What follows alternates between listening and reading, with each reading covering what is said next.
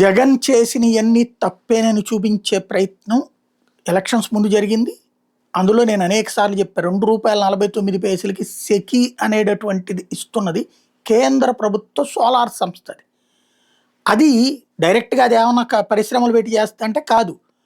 ఈ పెద్ద పెద్ద పరిశ్రమలోళ్ళు ఎవరైతే పెడతానికి ముందుకొస్తారో వాళ్ళ కరెంటు అమ్మి పెట్టేటటువంటి కన్సల్టెన్సీ ఏజెన్సీ లాంటిది కేంద్రం అక్కడ. ఎందుకంటే ఈ పవర్ ప్రొడక్షన్ ప్రోత్సహించడానికి ప్రైవేట్ ప్రొడక్షన్. అందులో భాగంగా అదానీ వాడు కరెంటు తయారు చేస్తాడు. ఆ తయారు చేసిన కరెంటుని అమ్మే పని సెకీ తీసుకుంది. మొదట్లో ఎవరికైనా మనకి స్విగ్గీలు, జొమాటోలు, ఓలాలు, ఊబర్లలో ఫస్ట్లో డిస్కౌంట్ ఇస్తారు కదా, అట్లాగా ఆంధ్రాతో ఒక ఒప్పందం ఏంటి అంటే ₹2.49కే కరెంట్ ఇస్తారు. ఆ ట్రాన్స్ఫర్ ఛార్జెస్ అని ఉంటాయి, ₹1.50 దాకా పడుతుంది ఒక్కొక్క యూనిట్. అది కేంద్రం పెట్టుకుంటుంది ప్రోత్సహించడం కోసం అనేది పెడితే దాన్ని బూతులు రాసి రాసి రాసి రాసి ఈనాడు, జ్యోతి పచ్చి అబద్ధాలు చెప్పుకుంటూ వచ్చింది. చంద్రబాబు గారు వచ్చాక ఏమన్నారు? సెకీ కంటే తక్కువకి ఇచ్చేవాడు ఎవడు అన్నారు. అంతకుముందు అదే చంద్రబాబు గారు దాన్ని కుంభకోణం అన్నారు.